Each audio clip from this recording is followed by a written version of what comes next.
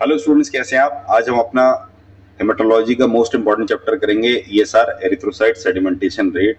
Simply आपने देखा होगा कि कई बार जो सीबीसी लगता है उसके साथ ईएसआर लगाया जाता है। इसमें हम आरबीसी नीचे कितनी बैठ रही है ये देखते हैं, और ये भी 5 स्टार क्वेश्चन है। या तो ये आपके प्रैक्टिकल में आएगा या थ्योरी में आएगा, ये आप अपने पैटर्न पे देख लीजिएगा। तो आइए इस चैप्टर को करते हैं। ईएसआर का फुल फॉर्म होता है एरिथ्रोसाइट सेडिमेंटेशन रेट। ये एक टेस्ट है जो मेजर करता है कि हमारे रेड ब्लड सेल्स कितनी जल्दी नीचे जाके बैठ जाते हैं जब हम उसको ईडीटीए मिला के वर्टिकल ट्यूब में खड़ा कर देते हैं। दो मेथड्स होते हैं ईएसआर मेजर करने के। एक तो होता है वेस्टर्न ग्रीन मेथड, ये हमारे साइंटिस्ट जिन्होंने डिस्कवर किया था इस मेथड, उन्हीं के नाम पर रखा गया है। और सेकंड होता है ऑटोमेटेड ईएसआर एनालाइजर। आजकल जो सेल काउंटर आ रहे हैं उसमें ऑलरेडी ये इनबिल्ट आता है कि वो ईएसआर ऑटोमेटिकली ही उसमें लग के आ जाता है, यानी जो प्रोसेस आप मैनुअली करेंगे वो मशीन आपको करके एक्यूरेट रिपोर्ट दे देती है। वेस्टर्न ग्रीन मेथड में क्या होता है, आपको ब्लड सैंपल लेना है और उसमें ईडीटीए या सिट्रेट एंटीकोगुलेंट मिलाना है। यहाँ पे हमें नोट करना है कि हम वीनस ब्लड लेंगे, यानी डीऑक्सीनेटेड ब्लड लेंगे। और सैंपल मिक्स करने का सबसे इजी तरीका है कि पर्पल कलर की जो ईडीटीए वायल है उसमें आप ब्लड सैंपल डालिए और इसको रोटेट होने रख दीजिए।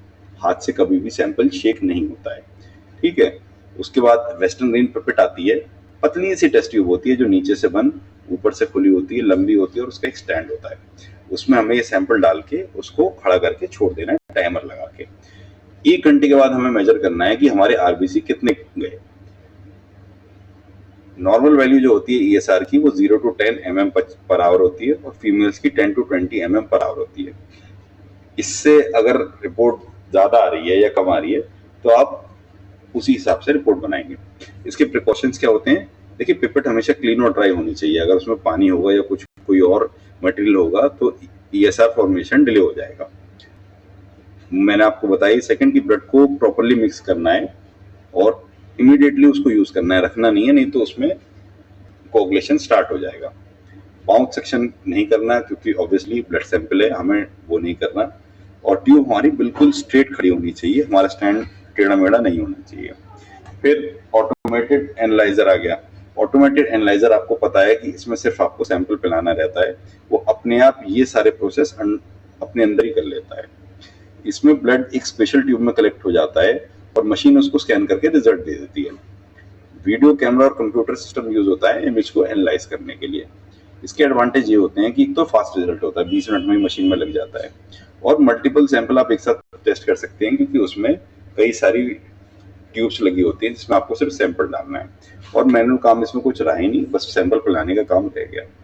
एक प्रिकॉशन है कि मशीन फ्लैट सरफेस और वाइब्रेशन फ्री जगह पे होनी चाहिए, नहीं तो उसकी रिजल्ट एक्यूरेट नहीं आएंगे। सैंपल आपको 6 घंटे के अंदर प्रोसेस करना है, उसके बाद वो सैंपल बेकार हो जाता है। एक छोटा सा प्रिकॉशन है, ट्यूब जो आपकी ऑटोमेटेड एनालाइजर की होगी उस पर आपको कोई भी लेबल या स्टिकर नहीं लगाना, नहीं तो जो फोटो कैमरा ले नहीं पाएगा और रिजल्ट में वेरिएशन आ जाएगा। अच्छा, मैकेनिज्म क्या होता है सेडिमेंटेशन का? आरबीसी जो होते हैं हमारे ब्लड में वो ज्यादा हैवी होते हैं तो वो नीचे गिरने लग जाते हैं, और जब वो एक दूसरे के ऊपर एक चिट्टा सा लगने लग जाता है तो उसको हम रूलेक्स फॉर्मेशन होता है। रूलेक्स फॉर्मेशन क्यों होता है? क्योंकि आपने पढ़ा था हमारे ब्लड में दो चीजें होती हैं, ग्लोब्युलिन और फिब्रोजिन। इनकी जो स्टैकिंग होती है उसकी वजह से रूलेक्स फॉर्मेशन होता है, ठीक है। ईएसआर जितना ज्यादा वो रूलेक्स फॉर्मेशन होगा उतनी ज्यादा हमारा ईएसआर होगा। स्टेजेस क्या होती है हमारी ईएसआर की? सबसे पहला रूलेक्स फॉर्मेशन, यानी आरबीसी सबसे पहले चिपकना चालू करेंगे, उसके बाद वो एग्रीगेट होकर नीचे सेटल हो जाएंगे। जब नीचे वो सेटल होते जाएंगे तो ये प्रोसेस स्लो हो जाएगा। फैक्टर्स क्या हैं जो ईएसआर को इफेक्ट करते हैं?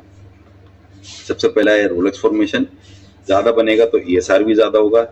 हेमाटोक्रिट, हेमाटोक्रिट एनीमिया जब जिसको होगा उसमें ईएसआर बढ़ जाता है क्योंकि उसमें बाइंडिंग कैपेसिटी कम हो जाती है। और जो हमारे आरबीसी के डिसऑर्डर हैं जैसे सिकल सेल एनीमिया, स्पेरोसाइट, इसमें ईएसआर लो होगा। प्लाज्मा विस्कोसिटी ज्यादा होगी तो ईएसआर बढ़ जाएगा।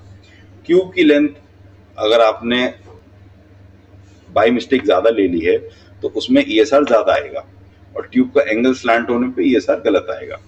अच्छा, हाई टेम्परेचर पे अगर आप रखेंगे तो ईएसआर जल्दी लग जाता है। इंपॉर्टेंस क्या है ईएसआर की? ईएसआर एक स्क्रीनिंग टेस्ट होता है, ठीक है। मेनली ये एक्यूट या क्रोनिक इन्फेक्शन के लिए आइडेंटिफिकेशन के लिए होता है। TB, rheumatoid arthritis, heart attack, cancer, pregnancy. अगर ईएसआर हाई हो तो डिजीज एक्टिविटी भी ज्यादा हो सकती है, ठीक है। यानी कि ESR should not be greater than normal value जो हमने ऊपर डिस्कस करी थी। और ईएसआर हाई कब होता है? TB, arthritis, MI, cancer, pregnancy में। और ईएसआर लो होता है पॉलिस्थीमिया, हाइपरफिब्रिनोमिया, सिकल सेल अनीमिया और सीएचएफ में। तो इन दोनों के आपको एग्जाम्पल ज्ञात होने चाहिए कि हमें कहाँ वो हाई मिलेगा, कहाँ वो लो मिलेगा। अच्छा, reticulocyte count. Reticulocytes immature RBC होते हैं जिनमें आरएनए बचा होता है। इनको स्टेन करके ब्लू ग्रेन्युल्स फॉर्म में देखा जा सकता है मिथिलीन ब्लू डाई से। मिथिलीन ब्लू डाई बहुत पॉपुलर हो रही है आजकल और इसके जो है मेथड्स बहुत ज्यादा हो गए हैं। इसका मैकेनिज्म सिंपल है, डाई और ब्लड को हमें मिक्स करना है, 15 से 20 मिनट 37 डिग्री सेंटीग्रेड पे रखना है। उसके बाद स्लाइड बनानी है माइक्रोस्कोप से, जिससे कि 1000 आरबीसी में हमको रेटिकुलोसाइट काउंट करने हैं। नॉर्मल वैल्यू क्या होती है? अडल्ट में नॉर्मल वैल्यू होती है 0.5 to 2.5% और इन्फेंट में होती है 2 to 5%। इसकी सिग्निफिकेंस क्या होती है कि हीमोलाइटिक एनीमिया में ऊपर चला जाता है और रिकवरी फेज में ऊपर चला जाता है, जबकि ये प्लास्टिक एनीमिया और रेड सेल एप्लेजिया में ये कम हो जाता है। तो ईएसआर की हम शॉर्ट समरी देख लेते हैं। ईएसआर टेस्ट बताता है कि आरबीसी कितनी तेजी से नीचे गिरते हैं। रेटिकुलोसाइट काउंट बताता है कि बोन मैरो कितना एक्टिव है आरबीसी बनाने में लिए। तो ये कैंसर की एक स्क्रीनिंग हो गई, क्योंकि बोन मैरो से ही मेनली आइडेंटिफाई होता है कि बंदे को क्या प्रॉब्लम है। और दोनों टेस्ट इंपॉर्टेंट है अनीमिया और इन्फ्लेमेशन वाले पेशेंट्स के लिए। इसी के साथ हमने कर लिया। इस चैप्टर को ढंग से कीजिएगा, क्योंकि इससे प्रैक्टिकली थ्योरी में कुछ ना कुछ जरूर आएगा। Thank you.